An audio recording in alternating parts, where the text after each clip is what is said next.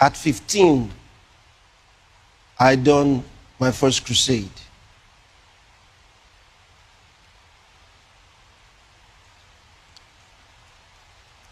When I was 11 years old, I started a fellowship. I won all the people there to Christ. And I was holding meetings with them every day. And the major thing I need to preach to them was the coming of Christ. I was in school. Don't be carried away by deception. Those children understand far more than you think.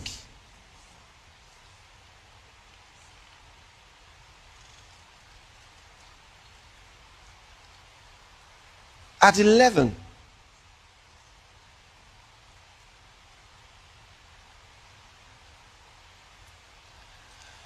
so they understand. This one is 14. These children understand far more than you think.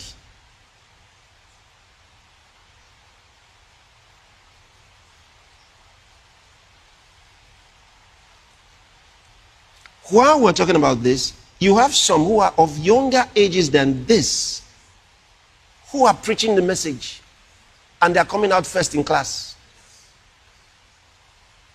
They are not confused one bit about these statements.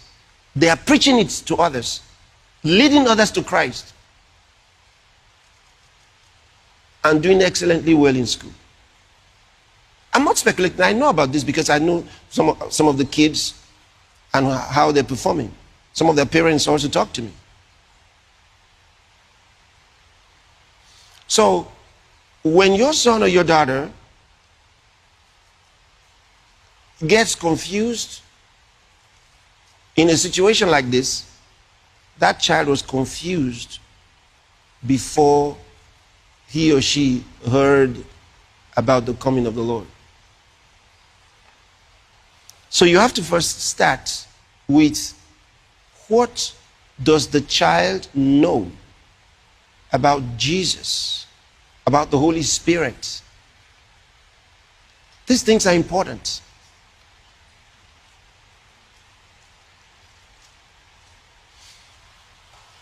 Our love, we cannot promise a child good things in heaven to make him want to go to heaven. It's wrong. We cannot promise a child the nice things of heaven. The greatest reason you should want to go to heaven is Jesus himself.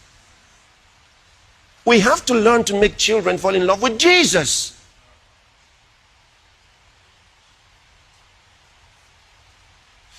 Let's look at how children behave, just so you understand. When a child is, it doesn't matter what toys you give to a child to play with. All those things are short-lived in their minds. Very soon, they're tired of that.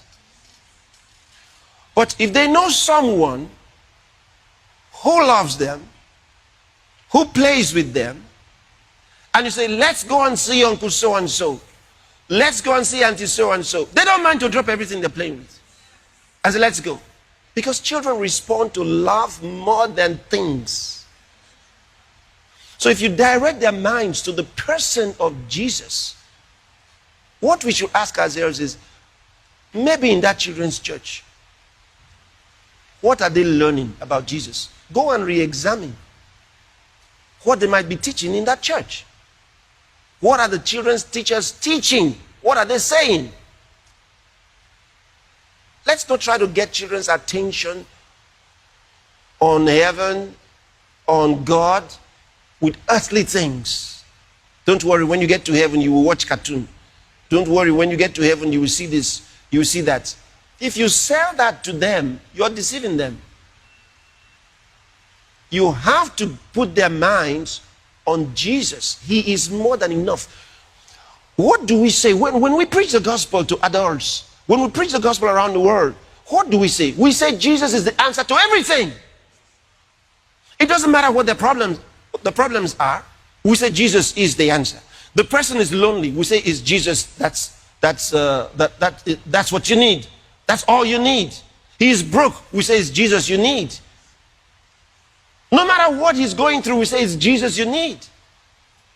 Why are we not saying the same thing to the kids?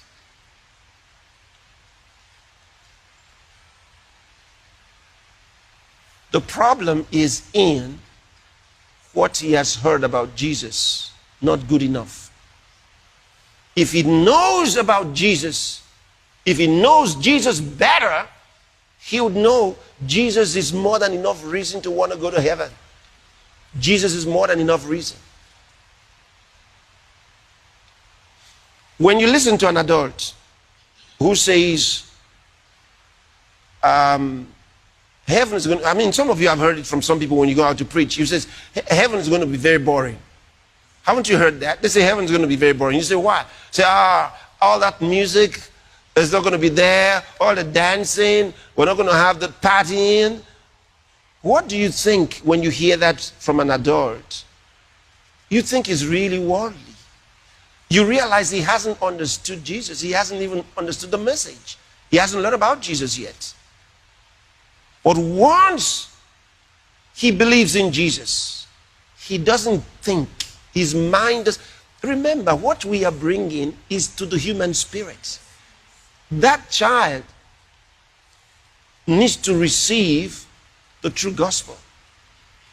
Don't take it that he's growing up in a Christian home. That means he has understood it. He hasn't.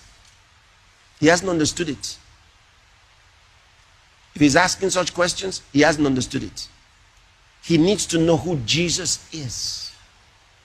So it's about time a parent who's, if you're experiencing that kind of a situation, it's about time you sat down with your child to really understand what he thinks about Jesus. Not lip service. Who is Jesus to you? Who is Jesus? Find out what they truly believe about Jesus. And preach the message in reality to them so they understand who Jesus is. This is very important. Very important.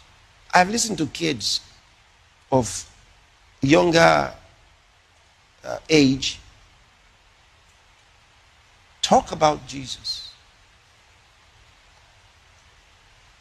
All they want is to be where Jesus is.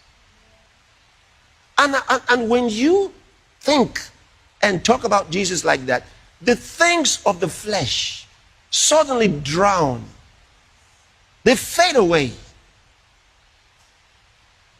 They fade away. God bless you for watching.